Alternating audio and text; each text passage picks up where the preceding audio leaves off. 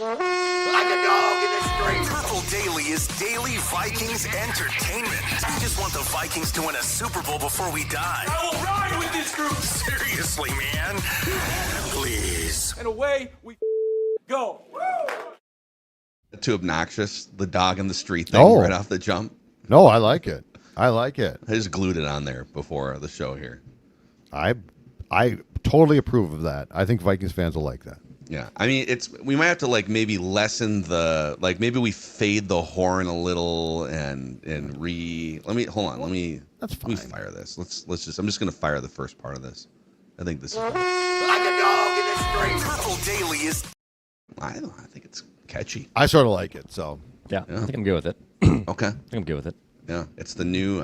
Where did they get that from? Is that from their Saturday? Did they talk about dog in the street on Saturday night? Because they do the big meeting on Saturday night. And all the captains, each one got up individually and voiced what they feel, and because that's where McCarthy said, "I'm sleeping in my college bed now, away from my son because I need to get my sleep, and then I'm seeing this opportunity. So who knows? You know what though? It struck me as sincere, and that's my most important thing. The dog in the street struck me as sincere. I liked it. I thought it was good. It's good. So by the way, day 4 of Purple Daily YouTube channel, jail for us. We're hoping to make our reemergence. We're hoping to get our release papers in time for Feedback Friday. So, but until then, this week, all of your usual Purple Daily content will be on the Score North YouTube channel. And we appreciate you guys finding us on Friday's episode. And yesterday's vent line from Mystic Lakes Hop House was freaking awesome. And it looks like over 50,000 of you have already found us on the Plan B YouTube channel there. So, and welcome this morning here too. Before we get into our hottest takes, Chef Dex has a pie chart of praise off that big time upset in Detroit yesterday. Judd, let's start the day at Quick Trip here. Let's fuel up the right way on a Monday. We all know that Chef Dex is very, very good, but he is no Quick Trip chef. He is no Quick Trip guy. And if you are craving something sweet, guess what? Quick Trip has all of the best flavors to stop in for what amounts to a good old-fashioned bake sale, Quick Trip style. Satisfy that sweet tooth with their premium donuts, now just $2.99 for a 3-pack. Choose from, get this, Quick Trip's Fluffy Long Johns, Classic Bismarcks, or Ring Donuts.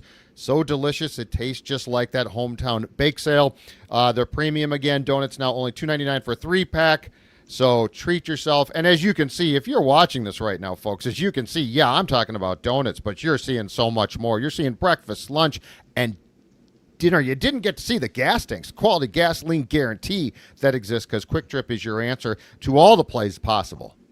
Also, our hottest takes are always presented by Standard Heating and Air Conditioning every single Monday. That's right, fellas. I'm looking at the weather. Guess what's coming this weekend? Do you see it? There's a 60% chance of snow on Saturday, a 30% chance on Sunday. Snow is on the way. Winter is coming. This is the perfect time to contact Standard Heating. In fact, $20 off right now, a furnace tune-up. If you've been delaying it, this is the perfect time to contact Standard Heating. You can join their Smart Club as well and get priority booking and discount on repairs. Make sure that HVAC system is tuned up. They power our hottest takes after Big Vikings win. They power your home. So go to standardheating.com to learn more.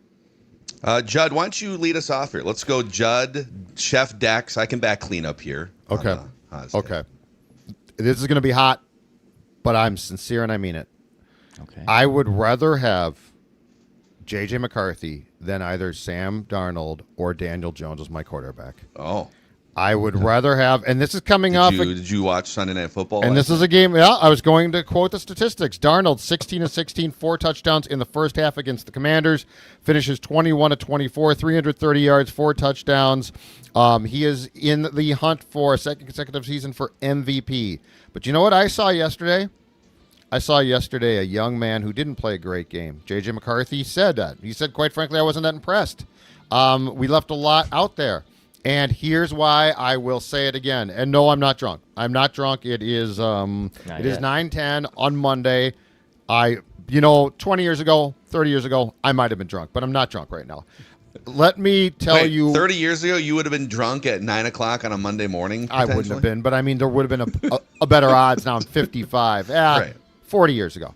Anyway, Here's why I say this. Because what we saw yesterday, and again, remember, we were down on JJ because he's hurt. We're not down on him. I mean, yeah, the Falcons game was bad, but we were down on him mainly because he was hurt. But you know what I saw yesterday, you guys? I saw a quarterback who was young, far from perfect, went into Detroit and got a win. I mean, quite frankly, in the Bears game, I saw a quarterback who struggled for 3 quarters, and in the fourth quarter, balled out and got a win. I will come back to this until the day that I die, which hopefully will be after the Vikings win a Super Bowl. And this is what I will come back to. Sam Darnold, prolific statistically. Heck, Daniel Jones, until yesterday, damn good.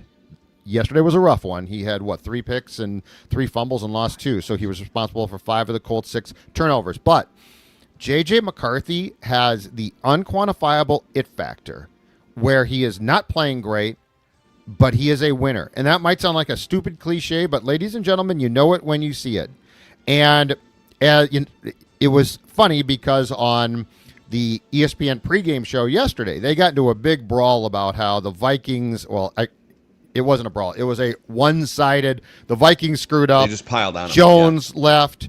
Darnold left. What were you people thinking? And on Darnold, like Teddy Bruschi's like, how did you do this? How? And of all the people on that panel, Adam Schefter, who I sometimes don't know if he has an opinion, said,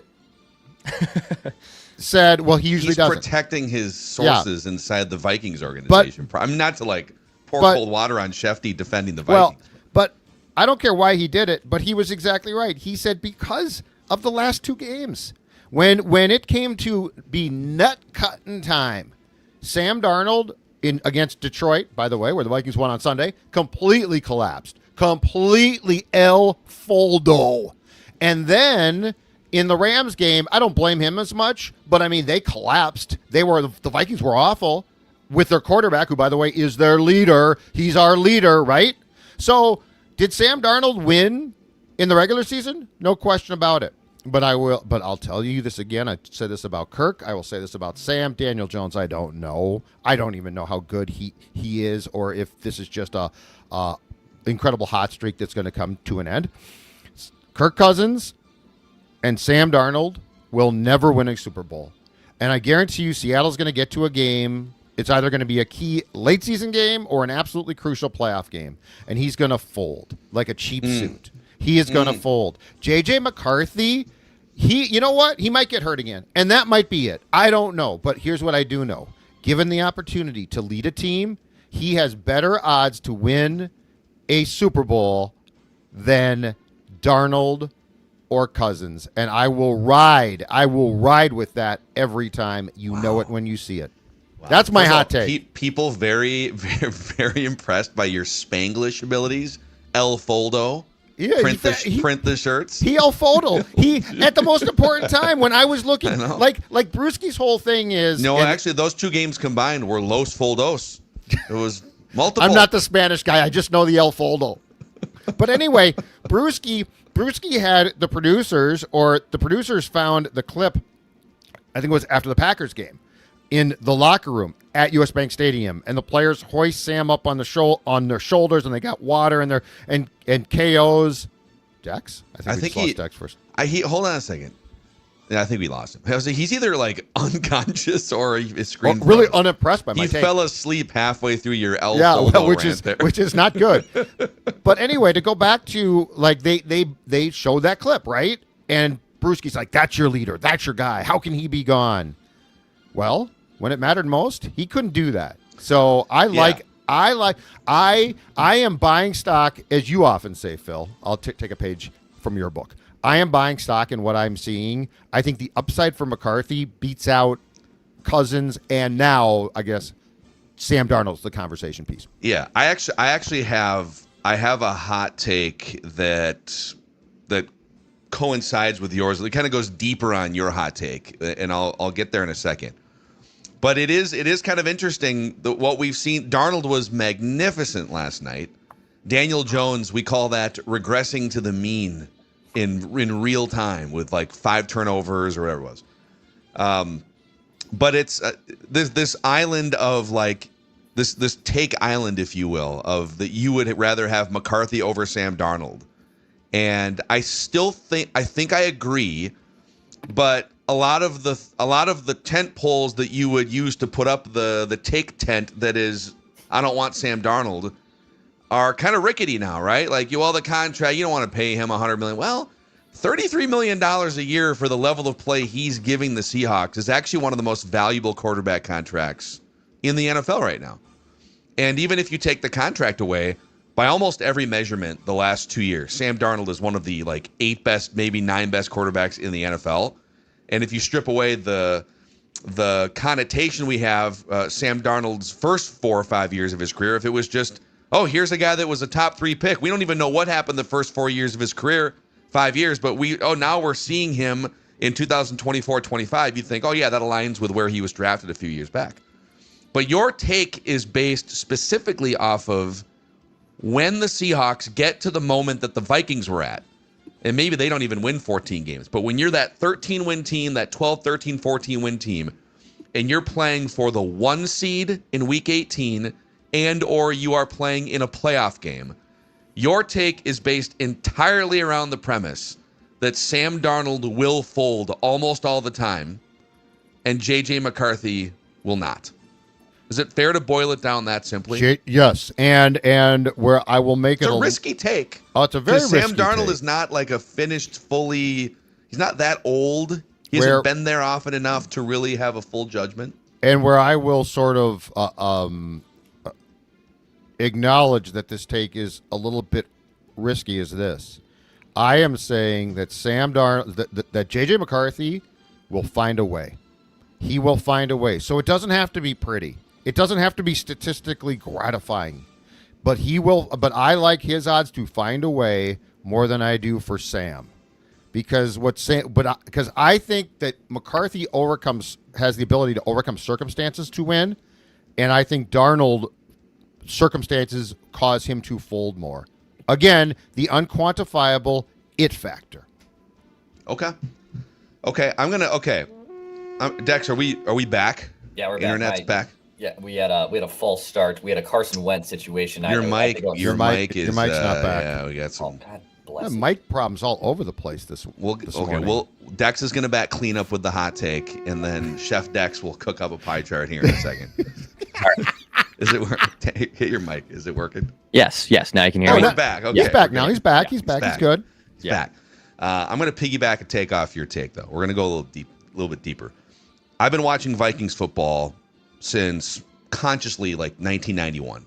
My first conscious memory of a Vikings game was Wade Wilson starting quarterback and Jerry Burns before Denny Green got hired. Jerry Burns was the head coach.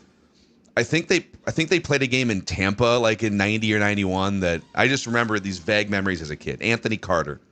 So in my 35-ish years consciously watching Vikings football, I have never seen a wider gap between a Vikings quarterback's box score in a game and his actual impact on a win. And I tried to quantify this. I went to our friends at stathead.com. So McCarthy, and I've seen a bunch of these people that didn't watch the game, oh, you guys are glazing is the new word, right? If you're praising someone, you can't just be that you're praising someone, you're glazing someone. That you're glazing a guy that threw for 143 yards and had an 82 passer rating. Barf, right? So, all right, over the last 30 years, I went back to the mid-90s, last 30 years, there have been 24 instances before yesterday of a Vikings quarterback throwing for less than 150 yards with a passer rating of less than 85 in a game. With at least 20 attempts. So you can't just come in and kneel down. Or you gotta have at least 20 attempts, less than 150 yards, less than an 85 pass rating. So a box score that is underwhelming to the degree that McCarthy's was yesterday. The Vikings are 3-21 in those games up until yesterday. Now they're 4-21. So ordinarily, if your quarterback puts up that box score, you would either need an epic run game performance. One of the wins was that game at the Giants in 2005 where Brad Johnson started, but it was like punt return touchdown, pick six. You need all these extraordinary circumstances. Yes, Ticey. That's the game where I think the punt return guy for the Vikings ran into Tyson, tore his ACL. That's right. Yes. Yes, that was a very ugly win, but a win. But instead, yesterday, the Vikings win, and they have a double-digit lead in the second half, in large part because of how great McCarthy was in the most crucial moments, the big third downs, the red zone. And we're not talking about 3rd and 1, 3rd and 2 here. The Vikings converted 4 third downs in that game. All of them were massive in magnitude. The first offensive drive for the Vikings, the first third down is a 3rd and 9. You're already down 7 points. If you don't get this and you punt it back and they come down and now they're up 10-0 or 14-0, that game is over. On the road, you're not coming back against that team with a lead, and now they're leaning on you with that running game. 3rd and 9, nice play call by Kevin O'Connell. McCarthy finds Aaron Jones. Easy little concept. 14-yard gain. Now you're in the red zone. Field goals ain't going to cut it. You're at Detroit. That team is averaging, out of the bye week the last 2 years before yesterday, 44 points per game out of the bye week. You need to score touchdowns in the red zone. So McCarthy dials one up. Justin Jefferson, an absolute dot in the corner of the end zone. Touchdown Vikings, okay? They get the ball back. The next third down, it's another 3rd and 9. All right, okay, they got 1 touchdown. That's a nice little scripted drive. But now it's 3rd and long again. Boy, if you don't get it and now you're giving the ball back, whatever, McCarthy hits Jordan Addison deep, 31-yard completion, deep into the red zone. Boom. Now you're in business. But again, field goals aren't winning this game. You're not going to kick 3 or 4 field goals and score enough points to beat that Lions team. So he turns that trip into the red zone into a touchdown, throwing on the run, off platform, finding TJ Hawkinson in the back of the end zone. If you don't post those 14 points on your first 2 drives, off the back of 2 3rd and 9 completions by JJ McCarthy, if you settle for field goals or if you don't get those 3rd and 9s, you aren't winning that game. And so offense kind of sputters in the middle part of the game, whatever. Later, third quarter winding down. Guess what? It's another 3rd and 8. These aren't 3rd and 1s. These aren't tush-push These are big boy, on the road, crowd going crazy. They know you're passing. Aiden Hutchinson knows you're passing, and you have to complete that pass anyways.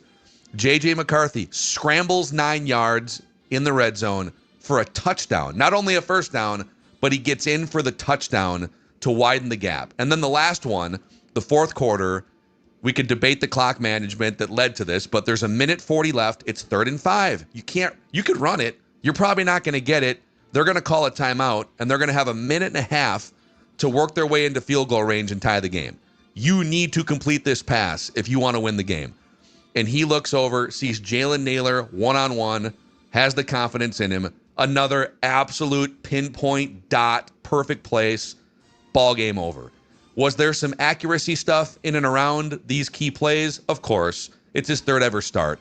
But he rose up in the biggest spots to start the game and to close out the game on 3rd and longs and in the red zone. So for him to be converting those for 3 hours in a hostile environment against a team that you've had a hard time beating the last few years, it was, to put a bow on my take here, I've never seen a wider gap between a quarterback's actual impact on a win and what his box score looked like in my 30-plus years watching Vikings football. Dex? Yeah, it was a pretty. My bad.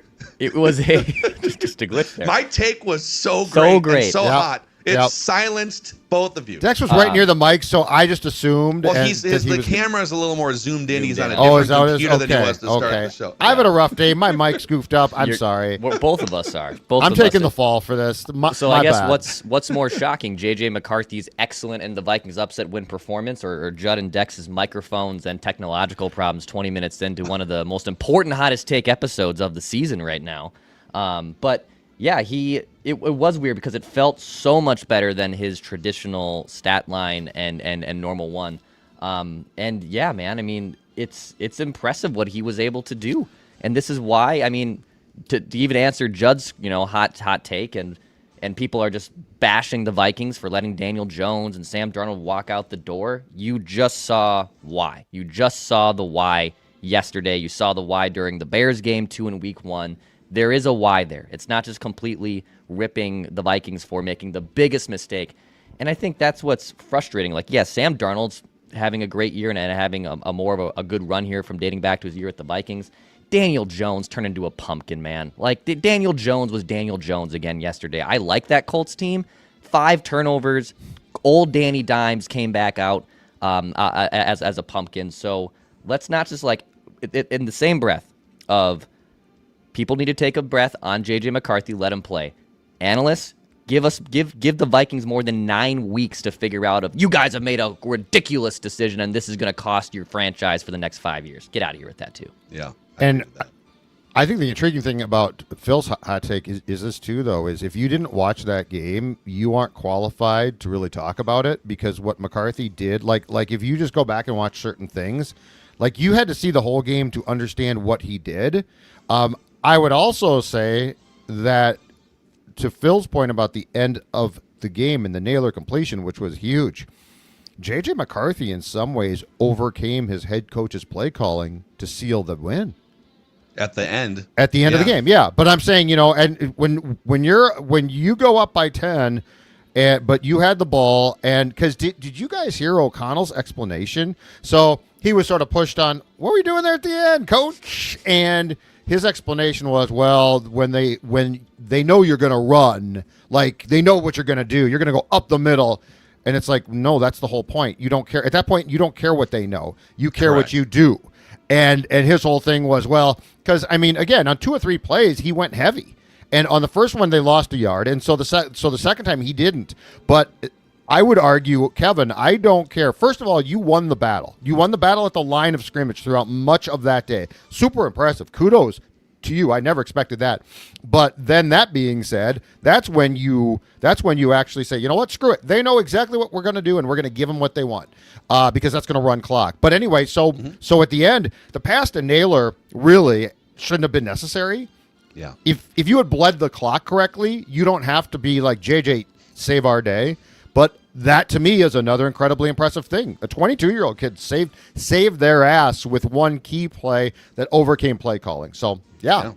Great performance. By the way, we have Packer Vent Line queued up here shortly, too, in addition to the pie chart of praise. Beautiful. There's some... Yeah, they lost to the Panthers Homer's not yesterday. taking it well. No, he's definitely going to be featured here. So, all right, Dex, what is your hottest take here? All right, my hottest take is right now, the Minnesota Vikings are the most dangerous team in the NFC North. That is my hottest take. Wow. No other team in the division has a higher ceiling. I think it's likely a mystery box, a little bit scenario here of my favorite Family Guy clip. But I think also we've seen the peak of the other 3 teams in the NFC North. I think we've seen the peak. I know the Bears are playing better. They also just allowed 40 points to the corpse of Joe Flacco and a bad Bengals team. The Packers have continually played down to their competition over the last year. The Lions, yes, that offense is still good, but the Vikings only trailed in that game yesterday after the first possession, and afterwards, the Vikings defense held the Lions at just 233 net yards. So, like, they stopped what has been the best and most productive track meet-like offense for the majority of that game yesterday. In fact, the Vikings are the only team in the division with multiple wins among their NFC North, inside the NFC North. And I just really like what the Vikings now have. We have a healthy quarterback. They have 2 tackles who are both on the field. They have weapons all over the place. And the Vikings win was the largest upset of the season based on point spread for them, for 9.5 points. And it's the largest of the KOC era and during his tenure in Minnesota. And certainly the schedule for the Vikings is tough. I believe it still is the toughest schedule of any team. And it's close. It was going into the Lions game. It was one of the toughest remaining schedules in the entire NFL. And if you're playing the toughest teams in the NFL, and hopefully you're beating maybe the majority of those teams in the NFL, how do you not consider this Vikings team to be dangerous? So I have the Vikings right now as the most dangerous team inside the NFC North. we kind of said going into, so when they came out of the bye, they were 3-2. And I feel like 3 weeks ago on this show, we all kind of agreed this 4-game gauntlet of Philadelphia, short week at Chargers, at Detroit, and then home against a Baltimore team that likely gets Lamar Jackson back, and he is back.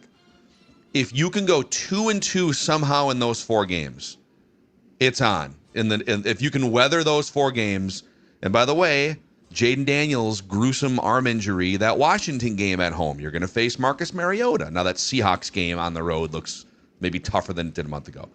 But if you can beat Baltimore this weekend, that'll be another war, and they have like 3 extra days to prepare, you will have gone 2-2 in that 4-game gauntlet stretch that we talked about.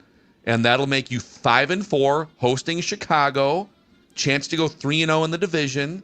And we can then talk about the Green Bay, Seattle. There's some tough games on there. But yeah, I mean, it's kind of gone from if you get dog walked at Ford Field, do you start selling some pieces at the trade deadline on Tuesday? There's no way mathematically you can hang in that division. Instead, you beat the Lions and the Packers slip up against the Panthers. And here we go. How the turns tabled, as they say. So yeah, I do think you have to couple this with a home win against Baltimore for it to really matter. Otherwise, now you're 4-5. You're stuck. There's a lot of teams. I mean, look at the teams you're fighting wild card spots with now. Sorry, but the Panthers have a winning record. So there's a bunch of teams you have to climb over. But yeah, they're much more dangerous than they were like 72 hours ago. Absolutely. The division is weird too because the Packers have lost now to the Panthers and the Browns. Explain that one.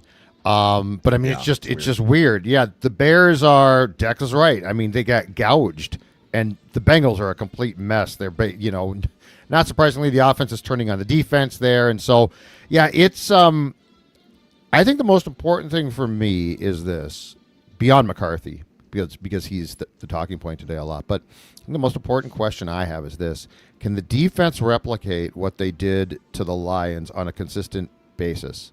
Like, because if you can do that, now we're back into, hold on a second, this defense is really good. Mm-hmm. Van Ginkel being back obviously is huge. Blake Cashman being healthy is huge. So there is a case to be made that they can. But if there had been, like, if you had asked me, if the Vikings win, what's the one thing that you're not, like, banking on? Or what's the one thing in Detroit? I would have said, well, I still don't know that the interior pass rush from the Vikings gets a push. They not only got a push, they dominated. Well, and it was when you say there's sort of 2 ways to look at the interior pass rush. Jalen Redmond is giving you some juice for the entire season that you didn't have last year. Javon Hargrave, nice game for him. He had a great week 1 with 7 pressures, kind of disappeared. They lowered his snap counts. But the other thing that happened defensively in that game is they dialed up Eric Wilson, middle linebacker, 20 blitzes of Eric Wilson in that game. Yeah. Blake Cashman blitzed 15 times. It was just a steady barrage of not only your down linemen and your edge rushers, Grenard and Van Ginkel on either side. Mm-hmm. They were sending Eric Wilson, Blake Cashman, running twists. So really creative, effective game plan by Brian Flores. And you could tell his reactions on the sidelines. He and they needed a game like that defensively because it was going the wrong direction. So feeling dangerous on Prize Picks right now. Prize Picks a great place to win real money this football season. And if you open that Prize Picks app right now, let me see what's going on here tonight. If you go and download that app, there's a code Purple Daily. You get $50 in lineups when you play just $5 with this beautiful new B-roll. Look at our production team right here. Tonight, George Pickens, 64.5 receiving yards. You can pick more or less on that. I'm waiting for next week. I'm hoping that they can post some early in the week Vikings-Ravens stuff on here. We shall see. But also, hey, the Wolves are in Brooklyn tonight. So you can go in there and, for instance, Julius Randle, 25.5 points. Pick more or less. Select between 2 and 6 players.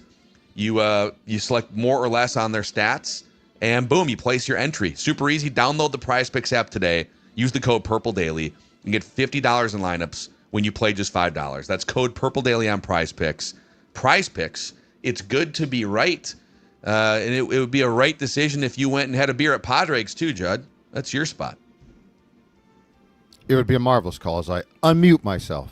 It would be a fantastic call. You know why? Because Padraig's, here's the thing with Sports Dad. I want beer that tastes like beer. I don't need you to be creative. I don't need you to reinvent the beer wheel. What I need you to do is give me a beer that tastes like beer, and that's what my friends at Padraig's do, because what they've done is they are recreating Irish and UK classic both. Red Chimney, I'm going to tell you right now, if you have not tried the Red Chimney, you absolutely have to. It is a fantastic beer. It felt like in the 90s, everyone was doing a red. Well, now they're not. Padraig's is, and they're doing it to perfection. Also, Patty's Premium. Beer available in more than 200 liquor stores in the Metro, Rochester, and Mankato from Padraig's.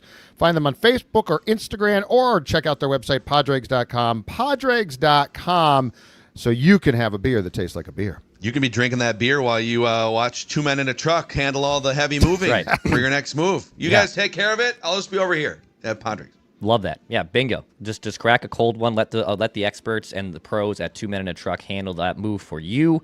Go to 2meninatruck.com. You can get your quote today. And when you get that quote, no hidden fees, no service charges, no random stuff like that. They just will build out that quote for you. They'll send you over a spreadsheet, what needs to get out in and out of this house safely and appropriately. They will handle that for you. I've used them. Phil's used them. So if you're looking to make that move happen, go call and contact 2 Men in a Truck. Go to 2meninatruck.com, and they will make your move happen for you, and they'll do it safely and appropriately. All right, before we get to the pie chart, can we make fun of the Packers here for a second? Oh, okay. I mean, it's always a bonus, you know. They lost to the Browns earlier this year. They lost to the Panthers. Let's first check in on our guy Tom Grassi, who's almost up to 1 million subscribers on YouTube, by the way. Old Tom Grassi. Wow. Does these live little reactions. This was noted Packer fan Tom Grassi going through it yesterday on his YouTube channel. Takes a snap. They're rushing 4. Love under pressure. Rolling out to his right. He's got to make a decision. Getting chased. Now going back and reversing fields. He has more time now. And Love, he's trying to freaking throw across. He he throws it right to the defender. The defender, thank God, drops the ball, but it doesn't matter. It's turnover on downs. I have no idea what that was. He threw across his body. I don't know if that ball slipped out of his hand or that was just a bad ball. I have no idea. 16,000 people in there. Feel free to like and subscribe. They're going to hand that ball off. No! It's going to get past to the 31.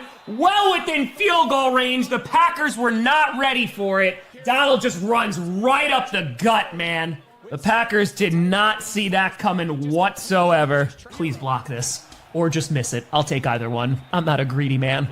And the kick is up. It's good. The Packers lose.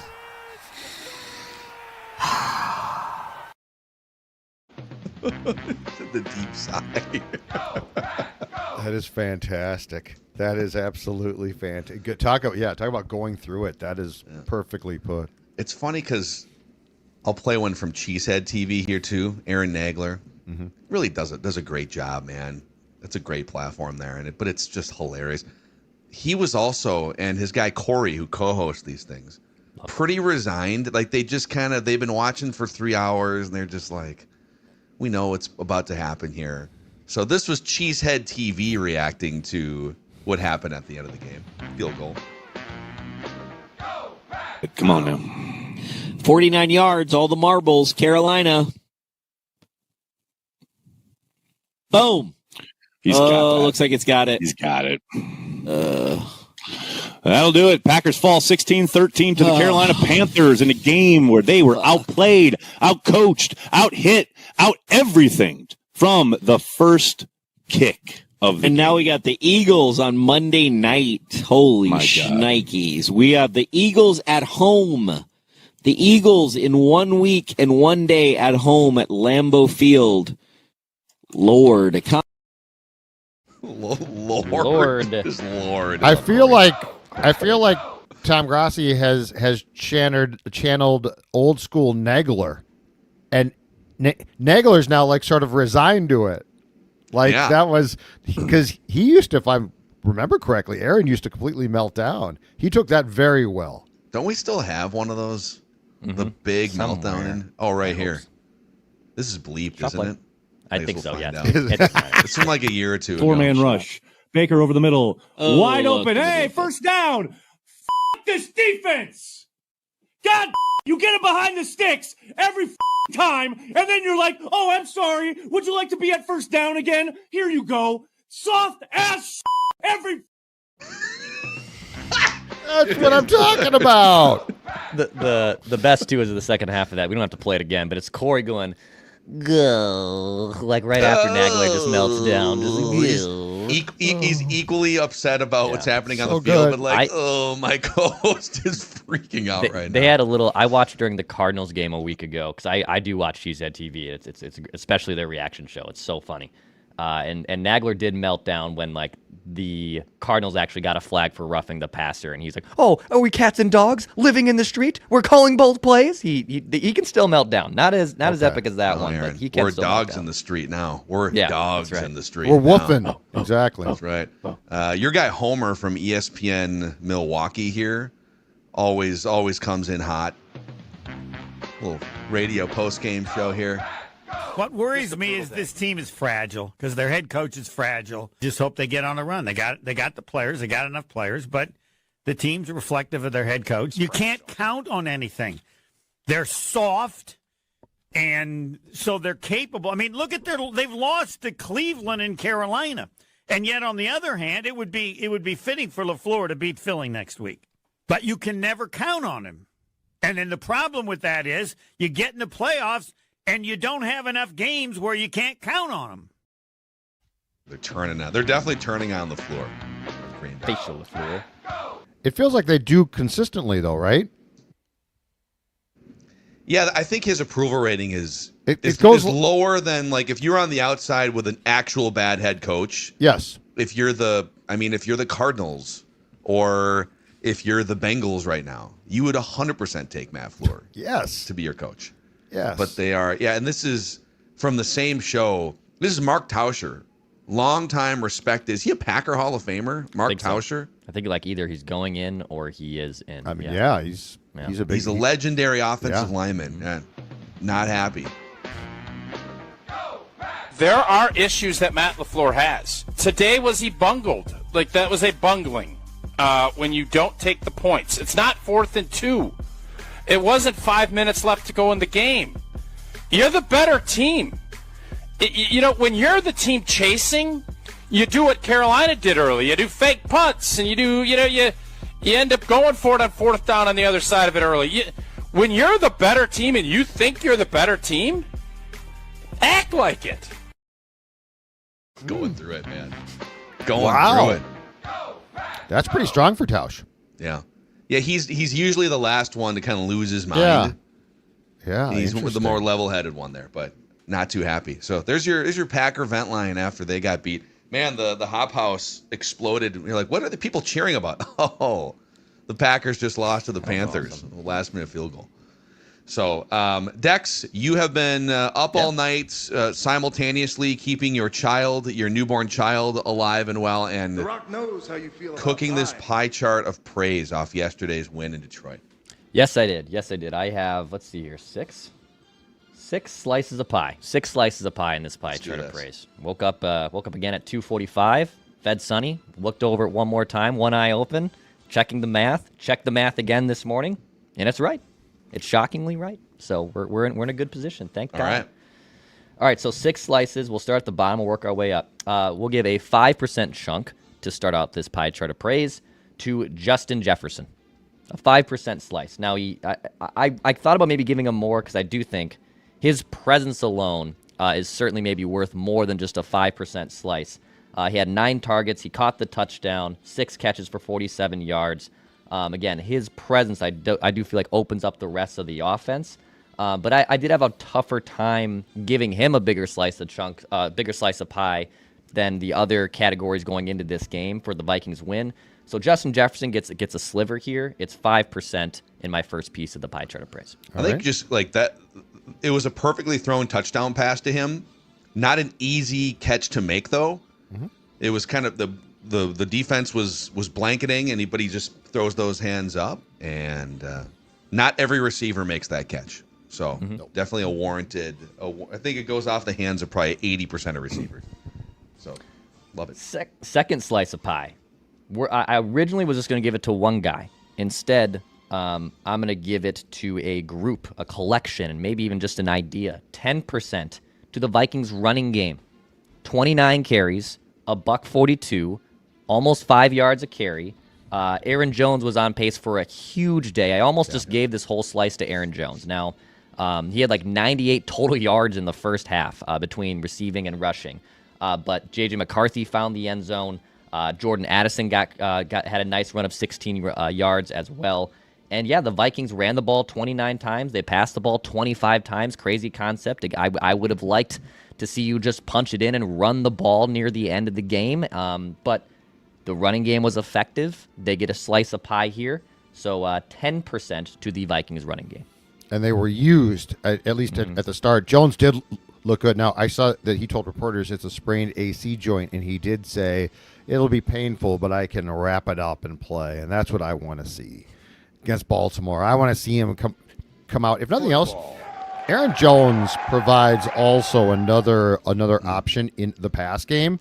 And to go back to training camp, one of the guys, the greatest chemistry with JJ McCarthy was without a question Jordan Addison. But the second best, I thought, was Jones. Like, their chemistry was real. So, Aaron Jones's return. There's a few guys who either came back on Sunday or were at full health for the first time in a long time on Sunday that made a stark difference. And I think Aaron Jones was definitely, as long as he played, one of them. Wait, though, he was in the medical tent for 10 minutes and has a really bad sprained ACC, a really bad shoulder.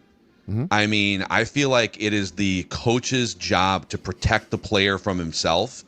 And it would be sickening to me, quite frankly, if the Vikings put Aaron Jones' life at risk by allowing him to play in the football game. You know what? It doesn't matter if a player wants to play, Judd. It is on the coaching staff and the organization to protect him as a human being. You take Aaron Jones out when he is screaming in agony and crying. That's when you take him out. Until then, okay. I'm just saying. Plus the Vikings. Look, here's the thing: the Vikings have now set the standard, right? The standard is Christian Darrisaw. Your knee hurts. Oh, it's a little owie. Do you remember how Carson Wentz died on the field? Go back out there. So, like Carson Wentz, once you establish that, no one can miss time now. Blake Cashman, my hamstring hurts again. Too bad. Get your ass back out there. Yeah, you're playing. Carson Wentz. Blitz again. Yes. Again. Carson Wentz didn't leave like on a stretcher, have to be stretchered home in a medevac helicopter for you to sit out now. Yeah, I just want to make sure we're all, that with the barometer is the same across the board here, that for all of you Vikings fans the barometer's who been are set. crying in your Cheerios about how could they do that to Carson? Oh God, Carson Wentz. Kevin O'Connell is reckless with another human being. All right, if Aaron Jones has a bad shoulder ding right now, okay? If you see him out there against the Ravens, I want that same anti-Vikings organization energy. It has to be if he's writhing in pain. See, until then, it's fine. Well, maybe he just doesn't show it like Carson. Maybe Carson Wentz was. Well, he didn't go back in the game, which Carson is a Wentz. which is a major concern. Like, why weren't you back in the game? Didn't you see what Carson Wentz did, Aaron? Yeah, get your ass back out there. Get back to the pie chart. Rock knows how you feel about pie. All right, next slice. Two guys, but for one chunk of pie, not two individual slices. Eric Wilson and Blake Cashman, a 15% chunk. Eric Wilson, obviously visibly, just a huge game.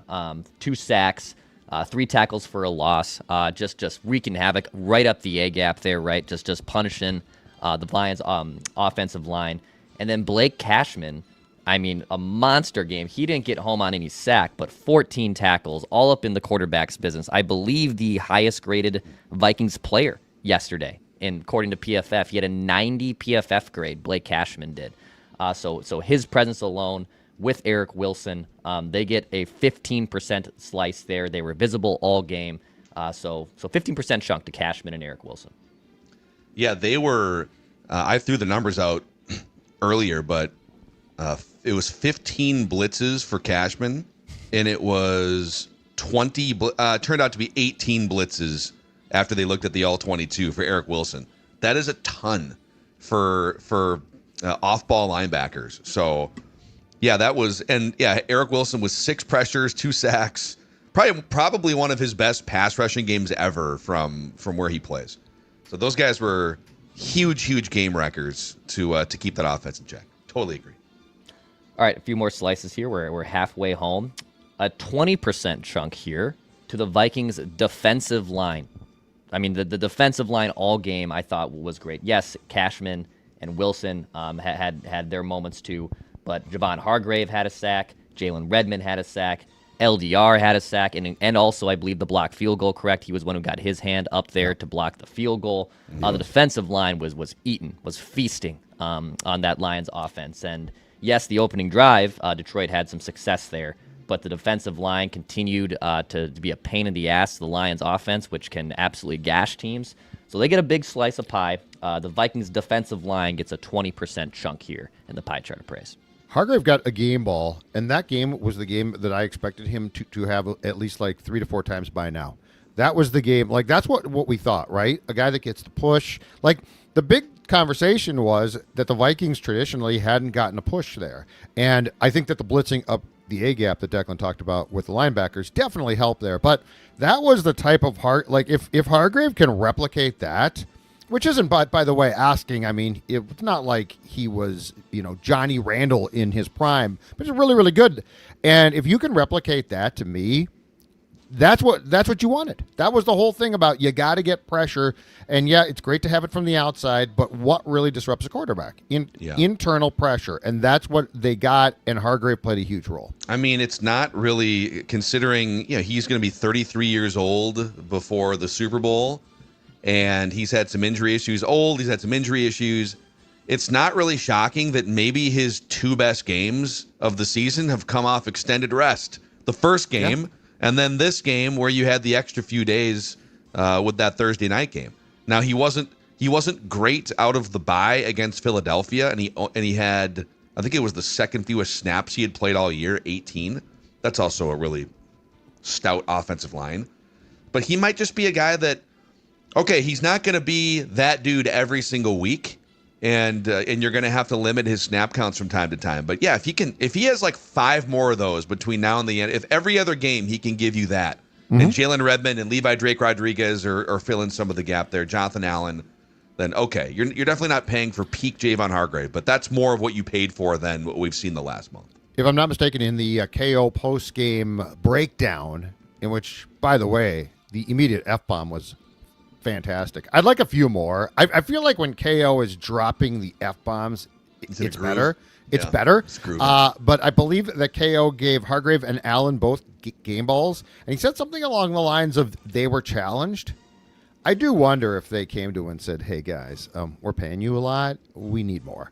Because Hargrave looked like a guy who played, and this is how defensive linemen should play, pissed off. Yeah. He looked like he was pissed. He should be pissed. He had 5 stop tackles, which is football. Tackling someone and preventing it from being a successful play. So like on first down, if you gain 6 yards or more on first down, it's a successful play. If you get a first down on third down, it's a successful play. If you tackle them before they do that, it's not a successful play. And he had a couple. I think there was a first down run stuff that set off a series of events late in the game there too. But yeah, 5 season high 5 stop tackles for Hargrave in that game. Oh, I'll give you the sounder. The Rock knows how you feel about pie. 2 more slices of pie, equal slices. 25% chunk to Brian Flores. Brian Flores buckled down. I was sitting next to Judd there up on the stage at Hop House. Awesome spot. Lions marched down the field, and Judd said, I'm ready to rip this defense. He's all ready to rock. Maybe formulating early hottest takes already off one drive, just ready to go, ready to rock. And I don't blame him. I don't blame him either. But then after that, just an absolute buckle down. We mentioned Eric Wilson and Blake Cashman having an impact. We just talked about the defensive line.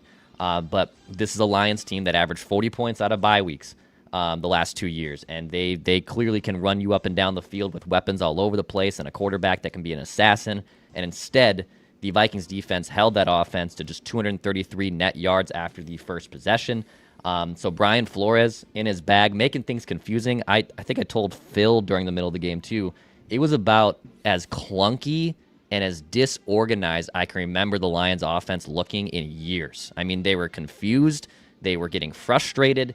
There was a lot of injuries and a lot of self-inflicted laundry by Detroit yesterday, too. However, Brian Flores, a huge tip of the cap and a huge chunk of pie here, 25% to the Vikings defensive coordinator. Mm-hmm.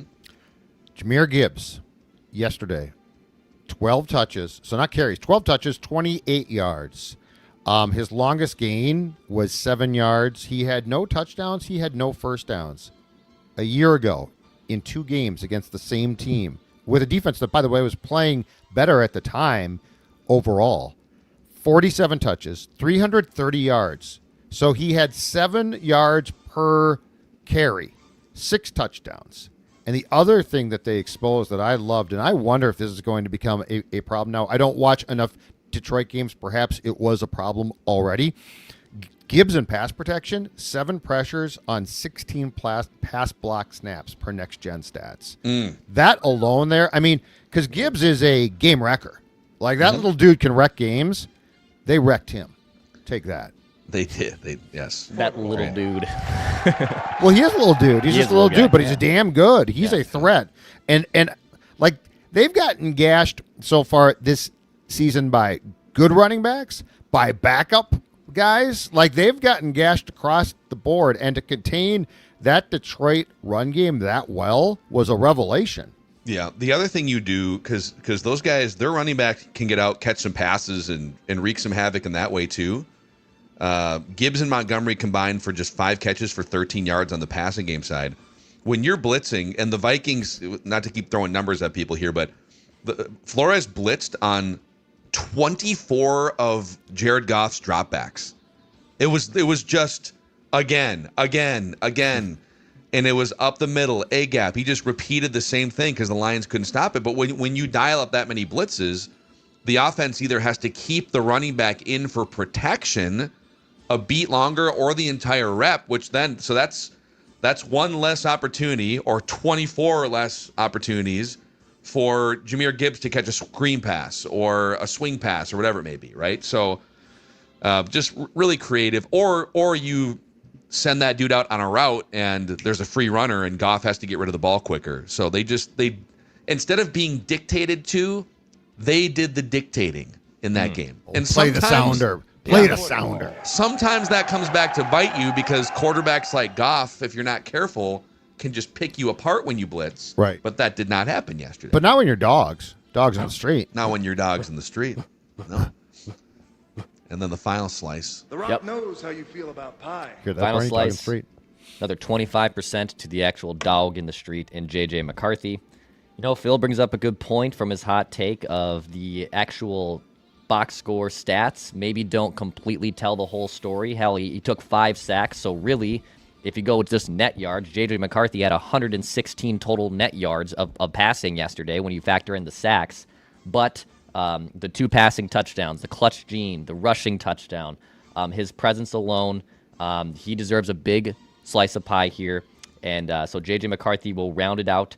And, 6 touchdowns, undefeated in the NFC North. On the road, too, for both of those playoff wins, or in-division wins, maybe even in the future, some playoff wins, too. But J.J. McCarthy gets 25%, so that wraps up the pie chart. 25 to J.J., 25% to Brian Flores, 20% to the Vikings defensive line, 15% to Eric Wilson plus Blake Cashman, 10% to the Vikings running game, 5% to Justin Jefferson. That's your pie chart of praise.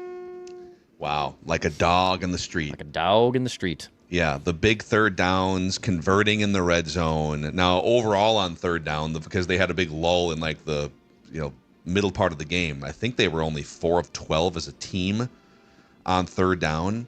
Yeah, they were 4 of 12, so that's not going to help. That's about in line with their season percentage, and they're one of the worst third down teams. So there is a lot to get better at. McCarthy said that in his post-game press conference. He's actually kind of disgusted with the way that he played in some regards.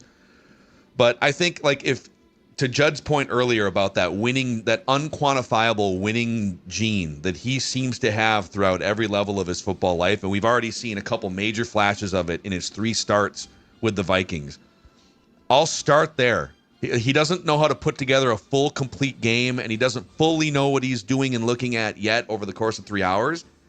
But when it's a super high leverage moment, hey, man, it's a 3rd and 8, and you need this right now to get into the end zone.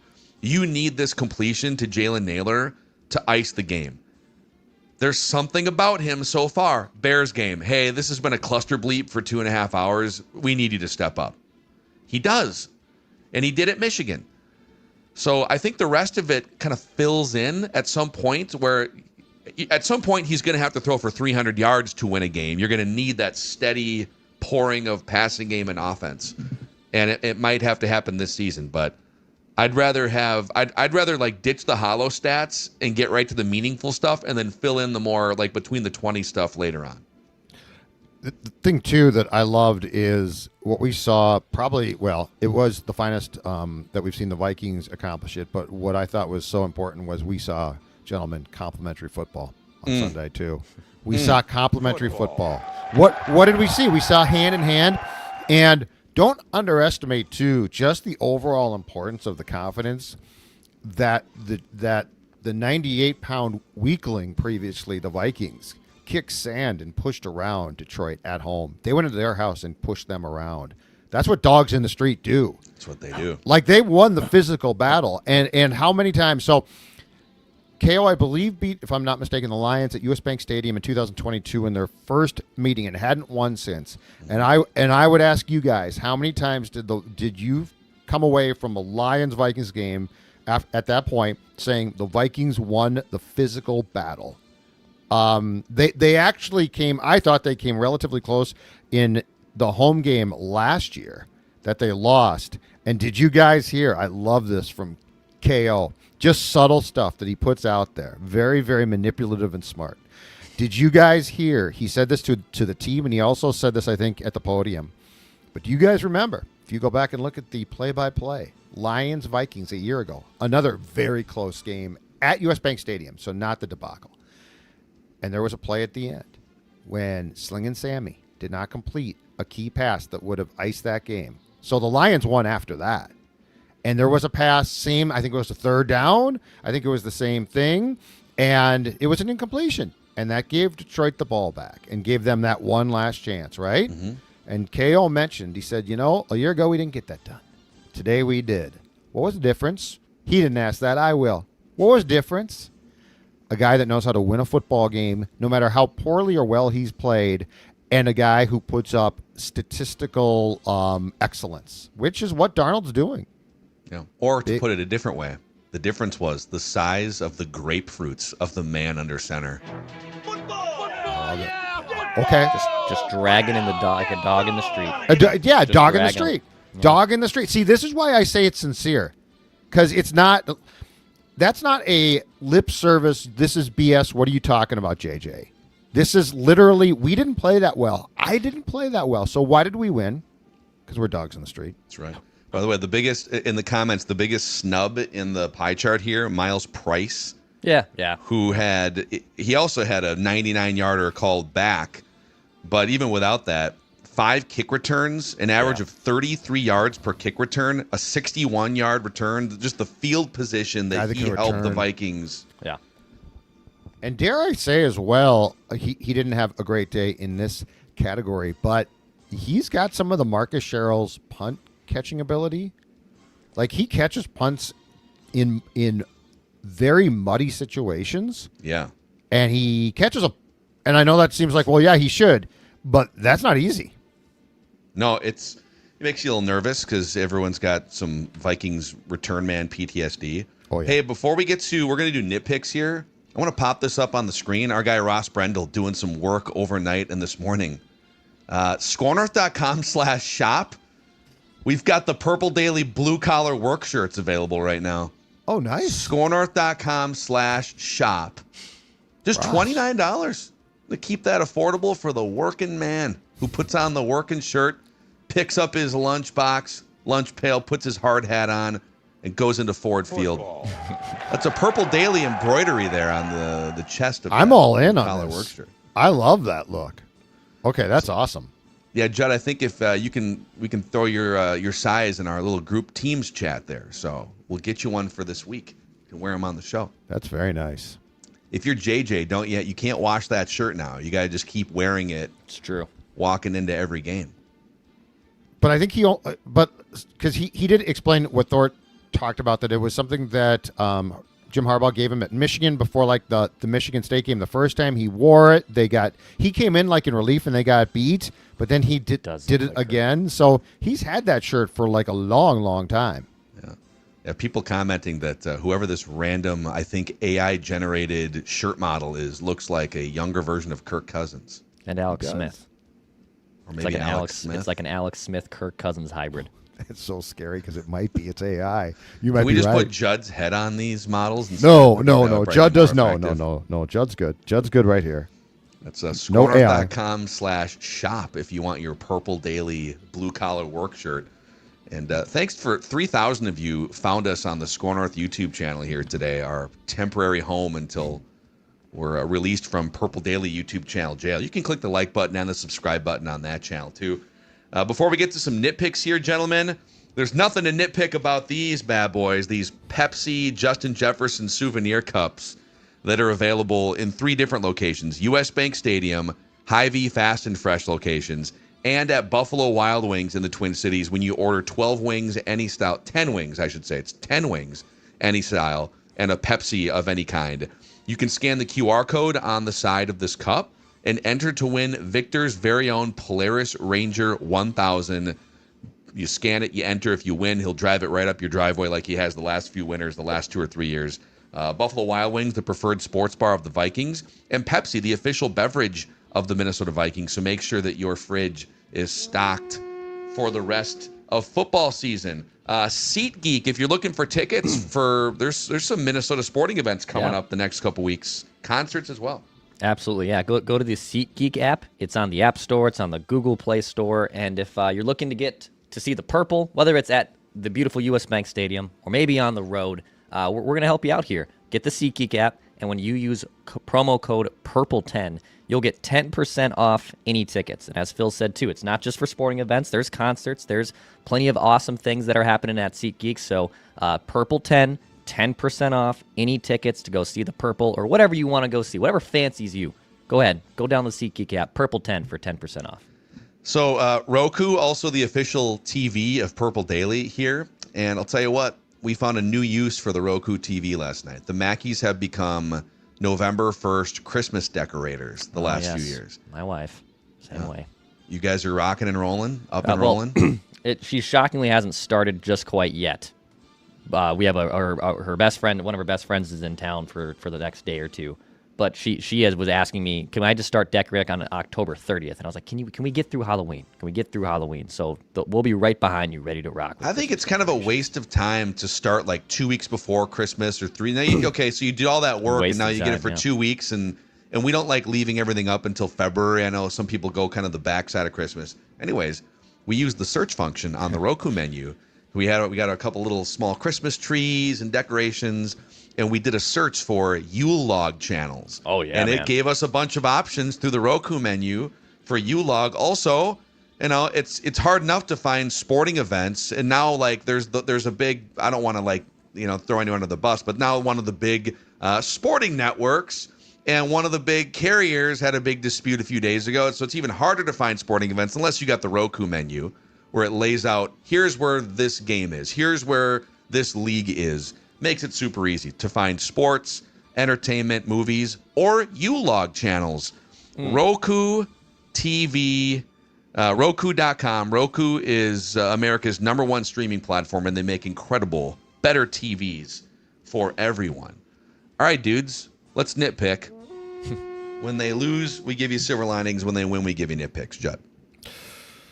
So I'm not gonna go with KO at the goal line. I feel like we talked about that a ton late in Sunday's game. I'm gonna go with this. Can Jonathan Grenard quit slipping off the quarterback when he's about to sack him?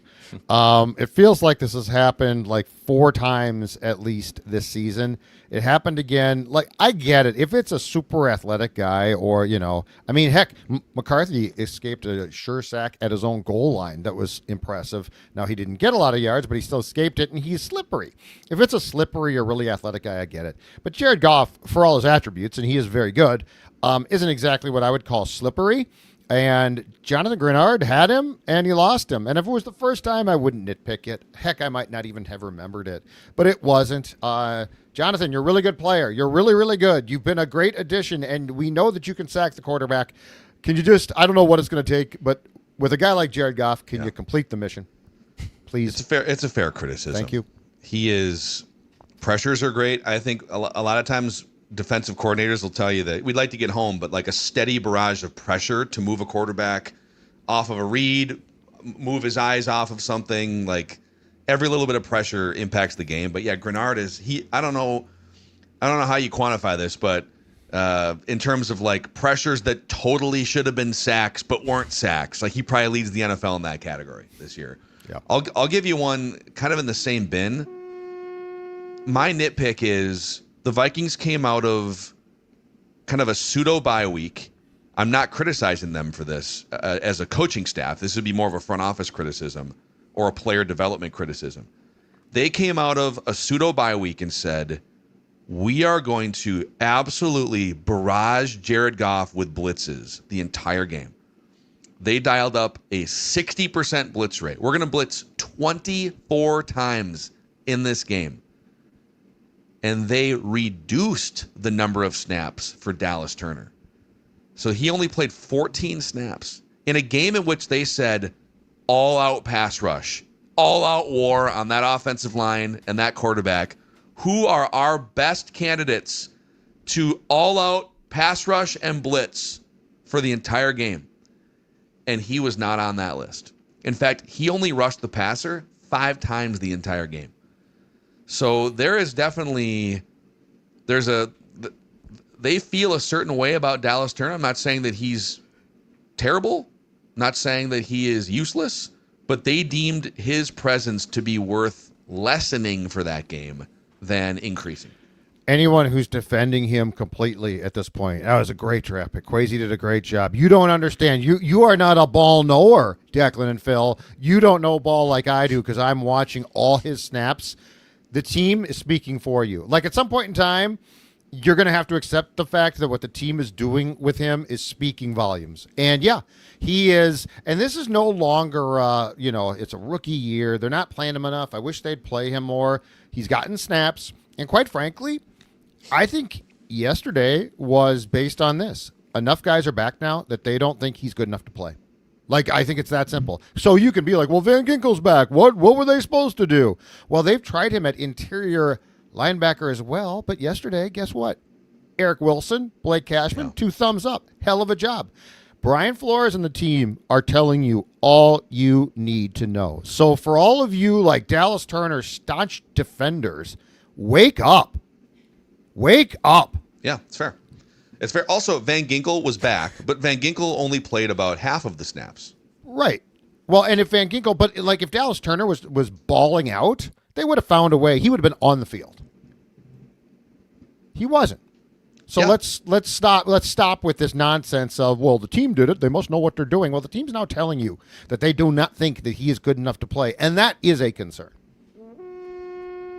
Dax, nitpick? Yeah, the special teams penalties. Yeah. I mean, my God, this just has to stop. It's insane. It's on every kickoff. It's on every punt return. And look, I'll be my sports head here. I know Matt Daniels seems like a great guy. He does. He's great at the podium. He's a fun guy to hear talk about football. But we got to do something about this. And I don't think it's just personnel decision making. This is a systemic problem that's been dating back for the last few years, where they've had problems on special teams. In fact, I don't think anyone has lost more yards EPA wise than the Vikings special teams. So in general, special teams, dude, clean this up. It puts you in just such a hole when you're about to start a drive and then you have to move 10, 15 yards back, or heaven forbid you have a kick return touchdown, which happens, maybe once a season, if that, and that gets wiped out. So special teams, clean it up. Yeah, rough game for Thomas. Is it Tavier Thomas? Yeah, Tavier Thomas. Yeah, man. Good. That wasn't good at all. Not his best tape there. So, all right, those are the nitpicks. Overall, just probably one of the best wins of the Kevin O'Connell era, considering circumstance, considering you were 8.5, 9-point underdogs. JJ McCarthy making his third career NFL start, but the vibes feel so much different now than a week ago, 2 weeks ago. Carson Wentz going through it, and now you got the Ravens. The Ravens on extra rest coming in for you to get back above 500. Before I Die, we'll be on the Score North YouTube channel and Purple Daily podcast feeds with Jason Harmon, who was there having a good time with us yesterday, firing up the crowd. Leighton and Jesse, and you're also going to see tomorrow the State of the Vikings episode on the Score North YouTube channel and the Purple Daily podcast feed. So for Dex, for the Sports Dad, I'm Phil. We just want the Vikings to win a Super Bowl before we die. Dogs in the street.